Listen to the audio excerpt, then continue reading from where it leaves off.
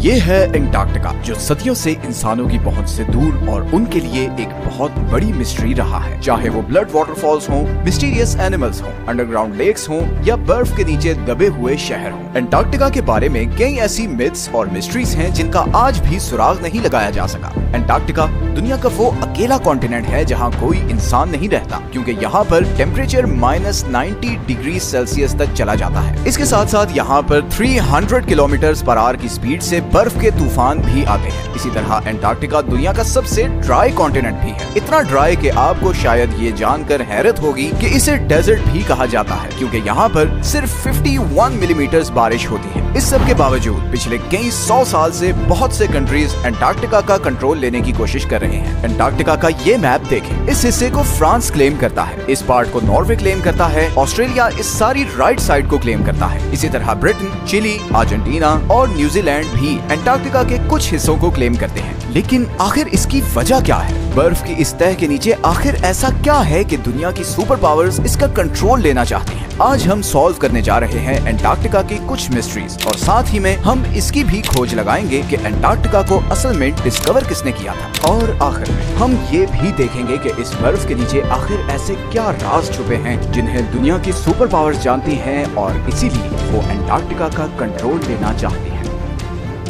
Antarctica किसने discover किया? Depends on who you are asking. Britishers कहते हैं कि एंटार्क्टिका उन्होंने डिस्कवर किया था, जबकि रशियंस कहते हैं कि सबसे पहले उन्होंने यहाँ कदम रखा था। लेकिन एंटार्क्टिका का जिक्र आज से कई हजार साल पहले ग्रीक फिलोसोफर एरिस्टोटल ने किया था, जब उसने कहा कि जमीन गोल है और नॉर्थ और साउथ पोल एक दूसरे के मिरर इमेजेस हैं। 2021 में रॉयल सोसाइटी ऑफ न्यूजीलैंड की एक स्टडी पब्लिश हुई, जिसमें ये कहा गया कि इधर ऑस्ट्रेलिया के पास पॉलिनेशियन आइलैंड्स पर रहने वाले माओरी लोग शायद पहले इंसान थे जो 7वीं सदी में एंटार्क्टिका पहुंचे थे, क्योंकि उनकी पुरानी कहानियों में एक ऐसे बर्फीले कॉन्टिनेंट का जिक्र मिलता है जो जमीन की सदर्न साइड पर है। खैर, रिकॉर्डेड हिस्ट्री में ब्रिटिश ऑफिसर जेम्स कुक वो पहला यूरोपियन था जो एंटार्क्टिक सर्कल क्रॉस करके इधर एंटार्क्टिका के पास पहुंचा। लेकिन वो अभी एंटार्क्टिका से 130 किलोमीटर दूर ही था कि उसने अपनी शिप वापस मोड़ ली, क्योंकि उसे एंटार्क्टिका तो नजर नहीं आया, मगर पानी में तैरते हुए आइसबर्ग्स जरूर नजर आए, और समुद्र के तेवर ऐसे थे कि शिप को आगे लेकर जाना बहुत खतरनाक था। इसीलिए जेम्स कुक ने कहा था कि इस सदर्न कॉन्टिनेंट तक पहुंचना इतना खतरनाक है कि शायद ही कभी कोई इंसान यहाँ तक आए। कैप्टन कुक के बाद और भी बहुत से लोगों ने एंटार्क्टिका डिस्कवर करने की कोशिश की, मगर वो कामयाब नहीं हो सके। फिर 19वीं सदी के आते ही इकोनॉमिक डोमिनेंस के लिए कंट्रीज के बीच एक कंपटीशन शुरू हो गया। दुनिया अब एक न्यू वर्ल्ड ऑर्डर की तरफ बढ़ रही थी। रिसोर्सेज और नए ट्रेड रूट्स डिस्कवर हो रहे थे, इंडस्ट्रीज लग रही थी। हर कंट्री आने वाली नई सदी में सुपर पावर बनना चाहता था, और इसीलिए एक्सप्लोरेशंस उरूज पर थी। ऐसे में 1819 में रशियन एम्पायर ने रशियन एक्सप्लोरर फेबियन वॉन बेलिंग्सहाउसन को ये टास्क दिया कि वो पूरी दुनिया के गिर्द चक्कर लगाए और नई कंट्रीज और कॉन्टिनेंट्स डिस्कवर करे। 1820 में फेबियन ने कैप्टन कुक की प्रेडिक्शन गलत साबित की और यहाँ सदर्न ओशन में पहुंचकर एंटार्क्टिका को बहुत करीब से देखा। गो कि उसने एंटार्क्टिका पर कदम नहीं रखा था, मगर उसे मॉडर्न हिस्ट्री का वो पहला इंसान कहा जाता है जिसने एंटार्क्टिका को देखा था। फिर 1900 से 1920s के बीच बहुत से एक्सप्लोरर्स ने एंटार्क्टिका का रुख किया। British explorer Robert Falcon Scott 1911 में अपनी टीम के साथ एंटार्क्टिका पर उतरा और तकरीबन 400 माइल्स तक आगे गया, मगर फिर खराब मौसम और भूख की वजह से उसे वापस पलटना पड़ा। लेकिन वापसी का ये सफर बहुत ही भयानक साबित हुआ। स्कॉट और उसकी टीम सख्त सर्दी और बर्फानी तूफान में फंस गए और इन सब की मौत हो गई। फिर वर्ल्ड वॉर 1 के बाद बहुत सी कंट्रीज ने यहाँ अपनी टीम्स भेजी और इस कॉन्टिनेंट को क्लेम करने की कोशिश की। 1939 में हिटलर के कहने पर जर्मन एयरफोर्स ने यहाँ नाजी फ्लैग्स भी गिराए ताकि इस एरिया को नाजी जर्मनी के कंट्रोल में दिखा सके। वर्ल्ड वॉर 2 के बाद बहुत सी कंट्रीज ने यहाँ अपने रिसर्च स्टेशन सेटअप किए और यहीं से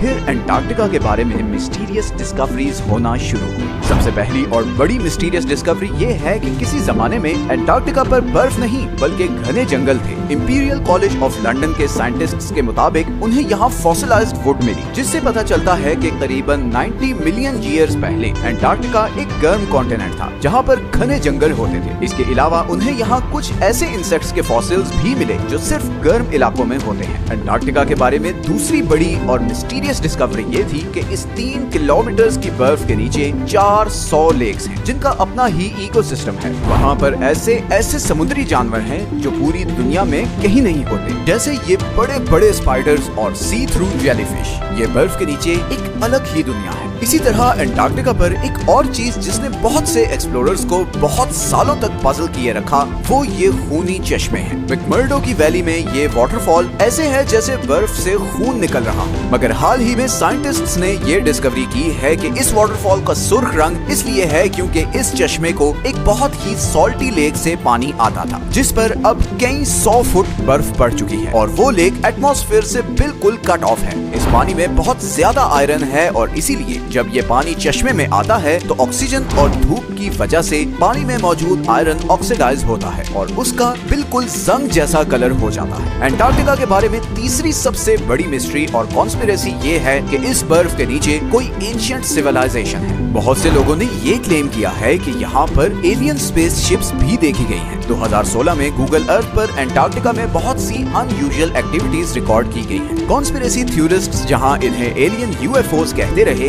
वहीं बहुत से पॉलिटिकल एक्सपर्ट्स के नजदीक ये अमेरिका और दूसरे कंट्रीज के सीक्रेट एयर ऑपरेशंस हैं जो वो एंटार्क्टिका में कर रहे हैं। और यहीं पर आता है एंटार्क्टिका का वो हिडन पॉलिटिकल फ्रंट जिससे बहुत कम लोग अवेयर हैं। जहां बाकी पूरी दुनिया दूसरे जियोपॉलिटिकल इश्यूज में उलझी हुई है, वहीं अमेरिका, चाइना और सोवियत यूनियन अग्रेसिवली एंटार्क्टिका पर एक्सपेडिशंस भेज रहे हैं। इनफैक्ट चाइना ने तो वहां अपने मल्टीपल रिसर्च स्टेशन सेटअप किए हैं। 1959 की एंटार्क्टिक ट्रीटी के मुताबिक कोई भी कंट्री एंटार्क्टिका में साइंटिफिक इन्वेस्टिगेशंस कर सकता है, बस उसे इन स्टडीज का रिजल्ट सब कंट्रीज के साथ शेयर करना होगा। 1992 में यूएस जियोलॉजिकल डिपार्टमेंट के सर्वे में ये डिस्कवरी सामने आई कि एंटार्क्टिका में 500 बिलियन बैरल्स के नेचुरल गैस और ऑयल के रिजर्व्स हैं, लेकिन चाइना और ये दूसरे कंट्रीज इस ऑयल और गैस के लिए एंटार्क्टिका में इंटरेस्टेड नहीं है। बल्कि हाल ही में एंटार्क्टिका में बहुत ही बड़ी क्वांटिटी में नियोडिमियम, प्रेजियोडिमियम, टर्बियम और डिस्प्रोजियम जैसे रेयर अर्थ मिनरल्स के रिजर्व्स डिस्कवर हुए हैं। ये वो मिनरल्स हैं जो सारी इलेक्ट्रॉनिक डिवाइसेस में यूज होते हैं और क्योंकि दुनिया का फोकस अब ऑयल और गैस से हटकर